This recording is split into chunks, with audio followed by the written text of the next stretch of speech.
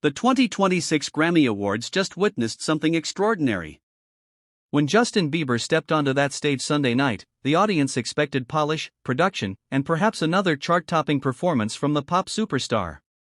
What they got instead was raw, haunting, and utterly transcendent. Yukon isn't just another single. From the opening notes, it became clear this was Bieber's most vulnerable artistic statement yet. A stripped-down meditation on isolation, growth, and finding yourself in the wilderness, both literal and metaphorical. And performing it live at the Grammys? That took courage most artists never muster. The stage design alone told a story. Forget the pyrotechnics and dancer armies that typically dominate Grammy performances. Bieber stood alone beneath a single spotlight, surrounded by what appeared to be frost-covered trees projected in stunning detail. The minimalism was deliberate, almost stark. It forced every eye in the Crypto.com arena to focus on what mattered: the music, the voice, the emotion. And that voice.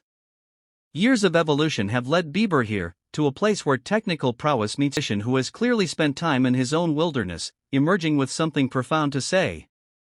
The song's structure builds like a northern winter storm, quiet, deceptive, then overwhelming. Bieber began seated at a piano, his fingers moving across keys with unexpected delicacy.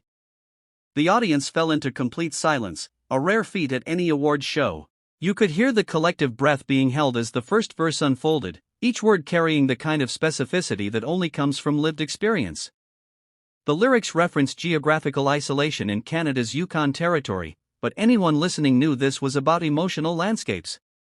Lines about frozen ground beneath my feet and northern lights that nobody sees resonated as metaphors for depression, creative struggle, and the loneliness that can come with fame. Bieber delivered them without theatrics, trusting the material to do its work. Midway through, the arrangement swelled.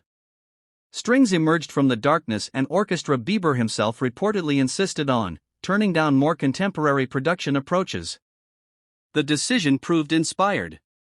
As cellos and violins layered in, the performance transformed from intimate confession to universal anthem. Several audience members were visibly moved, cameras catching tears from industry veterans who've seen thousands of performances.